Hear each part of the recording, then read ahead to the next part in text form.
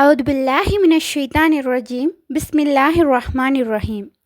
அல்லாஹ்வின் அருள் கொண்டு அல் குர்ஆனின் ஒளி உங்கள் இதயங்களை பவளமாக மாற்றட்டும் இன்ஷா அல்லாஹ்.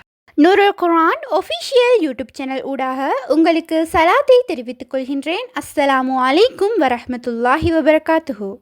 இன்றைய பதிவில் நாம் ஒரு சிறந்த அமலை பற்றி பார்க்க இருக்கின்றோம்.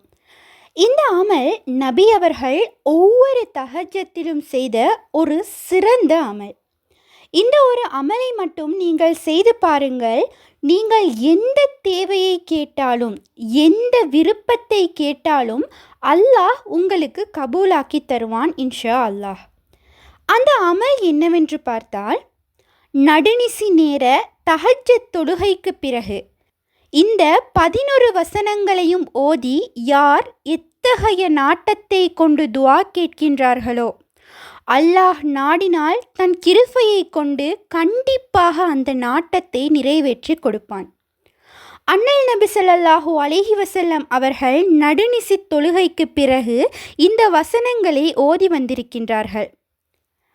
அவ்வாறான ஒரு செயற்பாட்டை நபி ஸல்லல்லாஹு அலைஹி வஸல்லம் அவர்கள் செய்திருக்கின்றார்கள் என்றால் இவற்றின் சிறப்புக்கு நமக்கு வேறு என்ன ஆதாரம் தேவைப்படும்?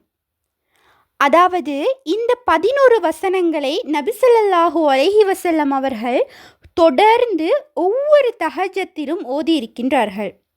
இது பற்றிய ஒரு சம்பவத்தை பார்த்தால், ஒரு நாள் நபி ஸல்லல்லாஹு அலைஹி வஸல்லம் அவர்கள் அன்னை மைமூனா ரலியல்லாஹு அன்ஹா அவர்களுடைய வீட்டில் தங்கியிருக்கின்றார்கள். இந்த ஹதீஸை அறிவிப்பவர் அன்னை ஆயிஷா ரலியல்லாஹு அன்ஹா. அங்கு அவர்கள் உறங்கிக் கொண்டிருக்கும் போது திடீரென தஹஜ்ஜத் நேரத்தில் எழுந்து உட்கார்ந்து தன்னுடைய மனைவியிடம் அனுமதி கேட்கின்றார்கள். அப்போது அன்னை மைமூனா ரலியல்லாஹு அன்ஹா அவர்கள் கூறுகின்றார்கள், யா ரசூலல்லாஹ், நீங்கள் தாராளமாக தொழுகலாம். உடனே நபி அவர்கள் தன்னுடைய தோள் பையில் இருந்த தண்ணீரை எடுத்து வுலூ செய்துவிட்டு தஹஜ்ஜத்துடைய தொழுகையை முடித்துவிட்டு இந்த 11 ஆயத்துக்களையும் ஓதி அல்லாஹ்விடத்தில் எழுந்து நின்று துஆ கேட்டார்களாம். அப்படியே அவர்கள் அழுது அழுது துஆ கேட்டார்களாம். ஃபஜ்ர் வரைக்கும் அவ்வாறு அழுது அழுது அவர்கள் துஆ கேட்டிருக்கின்றார்கள். ஃபஜ்ருக்கு பாங்கு சொல்லிவிட்டு பிலால் ரலியல்லாஹு அன்ஹா அவர்கள் நபி ஸல்லல்லாஹு அலைஹி வஸல்லம் அவர்களிடம், யா ரசூலல்லாஹ், உங்களுடைய பாவங்கள் அனைத்தும் மன்னிக்கப்பட்டு விட்டது என்று அல்லாஹ் வாக்குறுதி கொடுத்த பிறகும் நீங்கள் ஏன் இவ்வாறு தேம்பி தேம்பி அழுது கொண்டிருக்கிறீர்கள்? இதற்கான காரணம் என்ன என்று கேட்டார்கள். அப்போது அண்ணல் நபி ஸல்லல்லாஹு அலைஹி வஸல்லம் அவர்கள் கூறினார்கள், அல்லாஹு தாலா சூரா ஆல இம்ரானில் இப்படிப்பட்ட வசனங்களை இறக்கிய பிறகு நான் எப்படி அழாமல் இருக்க முடியும்? எனது உம்மத்தை நினைத்து நான் அழுது கொண்டிருக்கின்றேன் என்று கூறினார்களாம். அந்த ஆயத்தான் இந்த சிறந்த ஆயத்.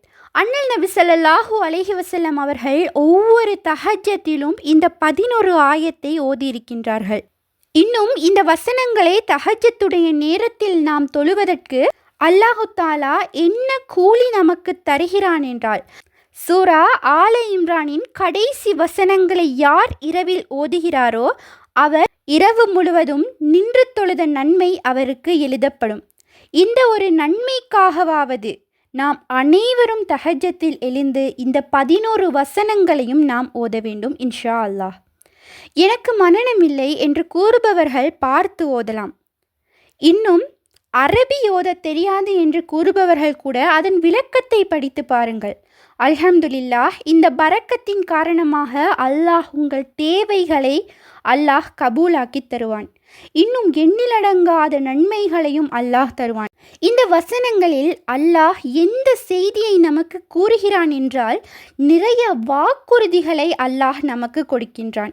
இன்னும் காஃபிர்களுக்கு, அல்லாஹ்வின் மீது நம்பிக்கை இல்லாதவர்களுக்கு என்ன தண்டனை கொடுக்கப்படும் என்று அல்லாஹ் விவரிக்கின்றான். அதனால்தான் நபி அவர்கள் அவ்வளவு அழுது இருக்கின்றார்கள். இதனுடைய கடைசி வசனமாக, விசுவாசம் கொண்டோரே, நீங்கள் பொறுமையை கடைப்பிடியுங்கள். மேலும் எதிரியை சந்திக்கும் போது ஒருவருக்கொருவர் உறுதியாக இருந்து கொள்ளுங்கள். மேலும் எதிரியை எதிர்க்க எந்நேரமும் சித்தமாயிருங்கள். அல்லாஹ்வுக்கு பயந்து நடந்தும் கொள்ளுங்கள். நீங்கள் இம்மையிலும் மறுமையிலும் வெற்றியடைவீர்கள். இவ்வாறான ஒரு வாக்குறுதியை அல்லாஹ் நமக்கு கொடுக்கின்றான். ஆகவே என்ன கஷ்டம் வந்தாலும், என்ன பிரச்சனை வந்தாலும் அதை நாம் சகித்து பொறுமையுடன் இருந்தால் அல்லாஹ் நமக்கு இம்மையிலும் மறுமையிலும் வெற்றியை தருவான். இது அல்லாஹ்வே எமக்கு தந்த வாக்குறுதி. ஆகவே இன்ஷா அல்லாஹ் தினமும் தஹஜ்ஜத்தில் எழுந்து இந்த 11 வசனங்களை ஓதிக்கொள்ள வேண்டும். உண்மையான அறிவை தேடும் வழி அல் குர்ஆன் ஆகும். உங்களுடைய ஆதரவுகளுக்கு ஜிசாக்மல்லாஹு ஹைரன். தொடர்ந்தும் எம்முடன் பயணியுங்கள். அஸ்ஸலாமு அலைக்கும் வரஹ்மத்துல்லாஹி வபரகாத்துஹு.